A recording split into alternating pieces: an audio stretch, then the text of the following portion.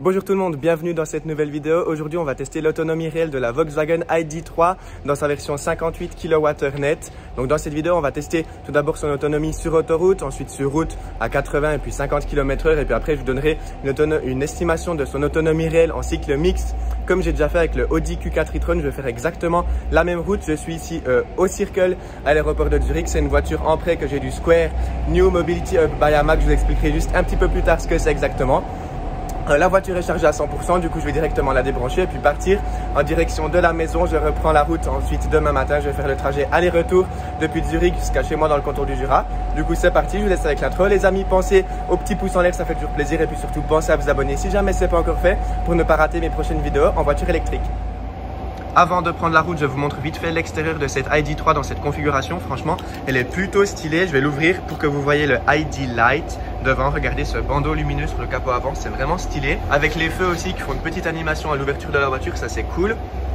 Alors je ne l'ai jamais testé sur ma chaîne YouTube parce que quand je l'avais testé la première fois en Suisse dans son entrée sur le marché, j'avais pas encore créé ma chaîne YouTube. Dans cette vidéo, on va bien entendu parler de l'autonomie réelle de cette Volkswagen ID.3, que ça soit sur autoroute ou bien en cycle mixte. Et puis je vais aussi vous donner mon avis sur cette voiture sur autoroute et puis comment elle se comporte sur route normale. Je vais tout de suite monter à l'intérieur. Je vais vous montrer l'autonomie qu'elle affiche à 100% de batterie si elle veut bien. 408 km, vous le voyez, 405 maintenant. J'ai bien entendu remis les compteurs à zéro. Du coup, ici, on a depuis le départ et puis on a aussi la consommation longue durée. Vous le voyez, la voiture a 1534 km et puis la consommation moyenne, c'est 16,4 kWh.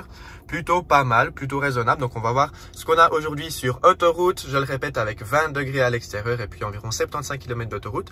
Ce que je propose, eh bien, c'est de partir directement maintenant. On perd pas de temps. Let's go. Donc, pour partir, vous le voyez, on a les pédales ici avec le pause and play, c'est plutôt pas mal. Du coup, on presse sur le frein et puis la voiture s'allume directement. Et puis, on a ici le petit sélectionneur de vitesse pour D. Je vais mettre directement en B mode. Et puis, au niveau des modes de conduite, je vais mettre en mode confort, donc en mode normal, pour avoir une autonomie, une estimation de l'autonomie dans le mode que la plupart des gens utilisent, je suppose. Et puis voilà, on va directement partir. Je vais direct, alors, Upland. On peut pas... Pourtant, je l'ai chargé à 100%, donc on peut pas remettre à zéro. Mais bon, App Start, c'est parti. Je remets à zéro, tac. Et puis, ben, let's go. On y va. On se retrouve tout de suite à Eysingen. À plus.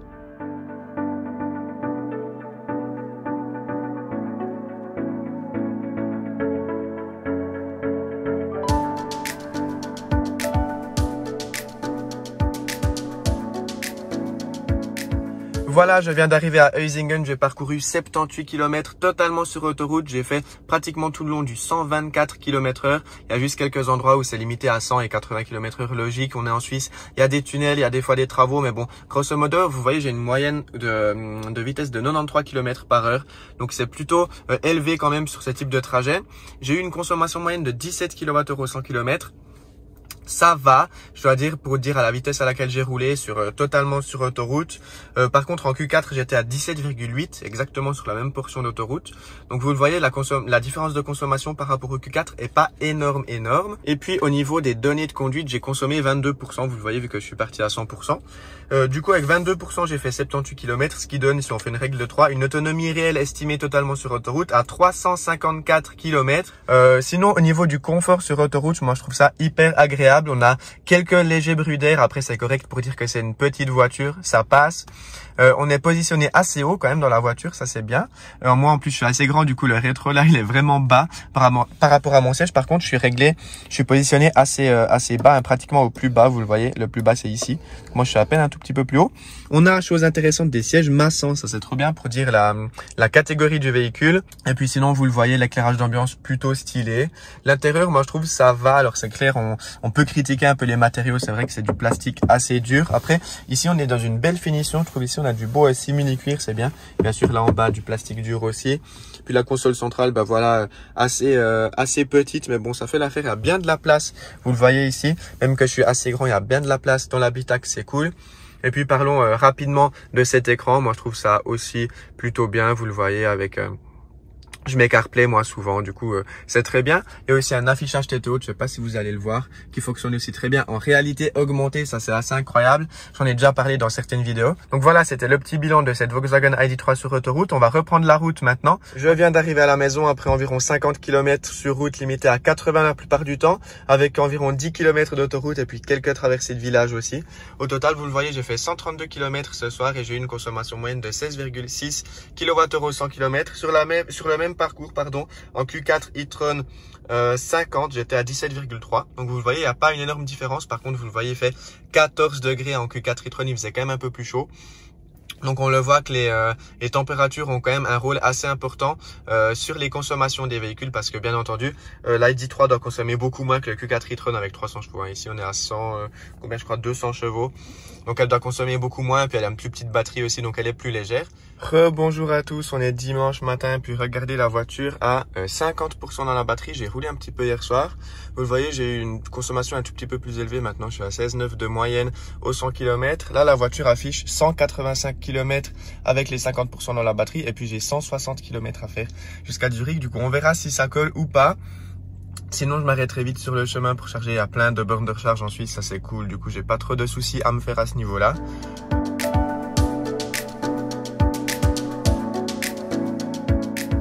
Bon, c'est le moment de faire un petit bilan intermédiaire de la consommation sur ce trajet de 133 km entre chez moi et Zurich aéroport. Alors vous l'avez vu et vous l'entendez surtout, il pleut beaucoup aujourd'hui. Du coup, j'ai eu une petite surconsommation, alors ça va encore je trouve. Sur les 50 km que j'ai fait aujourd'hui, je suis à 16,1 kWh au 100 km de moyenne. Ça va, après il faut prendre en compte que ça descend, il y a environ 100 mètres de dénivelé entre chez moi et puis ici, là je suis à Eusingen. Donc là on le voit, hein, la météo a une influence non négligeable sur la consommation de la voiture. On verra après ce que ça donne quand j'arriverai à Zurich. Là, il me reste 143 km d'autonomie. Puis, il me reste 80 km à faire jusqu'à Zurich. Du coup, on verra avec quelle autonomie j'arrive à Zurich aéroport. Par contre, un petit truc que j'ai pas trop aimé sur la voiture, c'est l'estimation de l'autonomie. À un moment, il me restait 100 km à faire. Et puis, la voiture me disait que j'avais 118 km d'autonomie. Donc là, je me suis dit, oula, qu'est-ce qui se passe? Je consomme beaucoup trop. Il faudra que je recharge sur le chemin.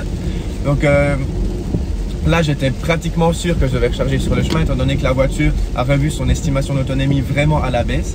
Mais en fait, après la voiture, à la descente, la voiture a regagné un peu en autonomie. Et puis là, je suis à 140 alors qu'il me reste 80 km à faire. Donc je trouve que c'est un peu dommage que la voiture ne sache pas à peu près avec combien de pourcents on arrive à destination, comme le fait Tesla par exemple. Ça, c'est un petit point faible, mais bon, c'est un point faible sur énormément de voitures électriques. Je crois qu'il n'y a que Tesla qui arrive à avoir un planificateur d'itinéraire intégré et qui dit exactement avec combien de pourcents on arrive à destination. Là, la voiture ne le dit pas, puis c'est vrai que je me suis dit, ah bah tiens, sur le trajet, je devrais recharger, alors qu'au fait, non. Avant d'arriver à Zurich aéroport, parlons peut-être des points forts et des points faibles de cette ID.3. Au niveau des points forts que je peux souligner, tout d'abord, c'est le silence. C'est juste dingue. C'est une voiture très silencieuse, même sur autoroute. Il y a juste quelques bruits d'air à l'avant, mais c'est normal pour le gabarit de la voiture. Ensuite, le confort, moi je trouve la voiture assez confortable. Juste les sièges, je trouve ils sont un petit peu fermes à l'assise, ils sont très bien, mais par contre sur le dossier je trouve ils sont un petit peu fermes. Mais bon, ça va, je suis quand même assez bien installé. Un autre point fort de cette ID.3, c'est le niveau d'équipement qu'on peut avoir. Pour dire que c'est une petite voiture, par exemple, on peut avoir des sièges massants. Je ne sais pas si vous vous rendez compte, pour une petite voiture comme ça, avoir des sièges massants, moi je trouve ça trop bien. Sinon, l'affichage tête haute avec la réalité augmentée, ça c'est bien, ça fonctionne bien. L'ID Light aussi, devant moi c'est cool, quand on met le GPS de la voiture, elle clignote, enfin elle glisse comme ça. Par exemple, quand on a tourné à droite, la lumière glisse de gauche à droite, ça c'est bien, c'est plutôt bien fait, c'est stylé. Et puis un autre point fort de cette ID.3, c'est le Travel Assist que j'ai déjà mentionné, c'est super cool. On change de voie, la voiture le désactive et le réactive automatiquement, ça fonctionne très bien, et même ici sous la pluie, sous une pluie assez forte, et bien, la voiture se débrouille très bien. Donc Travel Assist c'est au top. Sinon, quelques petits défauts que j'ai pu mentionner, oui bien sûr il faut toujours mentionner quelques petits défauts, après c'est rien d'alarmant non plus. L'avertisseur d'angle mort, alors ça c'est très bien qu'il y en ait un. D'autres marques ne proposent pas ça, mais par contre il est pas sur le rétroviseur, enfin il n'est pas sur le miroir, il est à côté en fait sur la coque du rétroviseur, et la lumière orange est vraiment très vive, et la nuit ça éblouit un petit peu quand il y a quelqu'un dans l'angle mort. La lumière est très forte et du coup ça éblouit, que ça soit à droite ou à gauche. Un petit détail, hein, mais bon, je préfère le mentionner quand même. Sinon, la couloir ici, bon, voilà. je m'y fais pas, voilà, mon coude il glisse un peu, c'est un peu dommage. Et puis dernier point faible de cette ID.3, surtout sur cette version toute option, eh bien c'est son tarif. Là sur ce modèle, on est à 54 400 francs. Je trouve ça un peu cher quand même pour ce que c'est. Voilà, bon, les plastiques intérieurs, moi ça me dérange pas honnêtement. Voilà, c'est des plastiques. Après pour 54 000 francs, c'est vrai qu'on s'attend un petit peu mieux. Après pour la version entrée de gamme à 35 et 40 000 francs, je trouve ça va, c'est correct l'intérieur. Après quand on paye 54 000 francs, je trouve on pouvait attendre un peu mieux quand même au niveau de l'intérieur. Ouais, je trouve ça un peu cher pour ce que c'est. Il y a des concurrents, des voitures un peu plus grandes, un peu plus premium encore. Par exemple la Enyaq. Un Enyaq avec la même batterie, on est aussi dans les 54 000 francs, peut-être 58 000, toute option aussi. Je trouve le tarif est difficile à justifier pour cette Volkswagen ID.3, en tout cas sur la version toute option. Après sur la version entrée de gamme, je trouve ça va. Voilà, je viens d'arriver à l'aéroport de Zurich avec 37 km d'autonomie restante. Vous le voyez, depuis le départ ce matin, j'ai consommé 16,8 kWh au 100 km avec une vitesse moyenne de 82 km/h. Sur autoroute, j'ai roulé par moment à 110 parce qu'il pleuvait, puis voilà, il y avait un peu des risques d'aquaplaning, donc j'étais à 110. Donc du coup, il me reste là 9% de batterie. J'ai utilisé 91% de batterie du coup entre hier soir et aujourd'hui. Et puis depuis la recharge, j'ai fait 294 km avec une conso moyenne de 16,8. Au niveau de la console, je trouve ça va. Je pensais qu'elle serait un petit peu plus efficace quand même, mais bon, vu le temps, vu la météo, vous le voyez, là 15 degrés, ça va encore. Après, je pensais quand même un petit peu moins.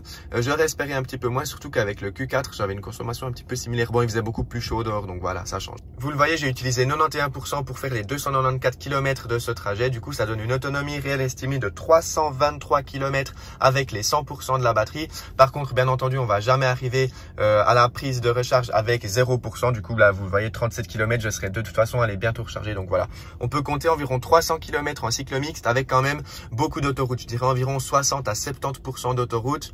Autoroute suisse, donc limitée à 120 avec quelques portions à 100, à 80, voilà. Mais grosso modo, bien les 2/3 d'autoroute à peu près. Donc voilà, je ne sais pas ce que vous en pensez. Dites-moi dans les commentaires ce que vous pensez de cette autonomie réelle de cette Volkswagen ID.3 58 kWh.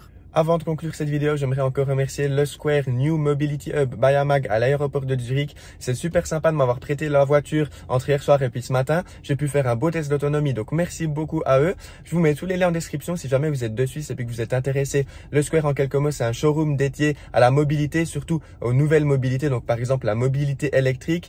Ils ont plusieurs voitures électriques dans le showroom et puis aussi des voitures électriques dans le parking comme cette ID.3 ou bien l'Enyaq à côté de moi. Il y a aussi un Q4 pour l'instant et puis un Volkswagen ID.4 à tester avec des test drive VIP. Donc il y a quelqu'un qui vient avec nous pendant 1 heure dans la voiture pour nous montrer comme le fonctionnement de la voiture en fait. Donc c'est super cool. Je vous mets les liens en description si jamais vous êtes intéressé. Moi je vous remercie chaleureusement d'avoir regardé cette vidéo. J'espère que vous a plu. Comme d'habitude, le petit pouce en l'air, merci beaucoup. Pensez à vous abonner aussi si jamais c'est pas encore fait parce qu'il y a plein de vidéos qui arrivent en voiture électrique. Donc des tests d'autonomie, des road trips, des essais complets, mais bien d'autres choses aussi. Donc merci beaucoup à vous. Moi je vous dis à très bientôt dans une prochaine vidéo. C'était Julien. Bye bye.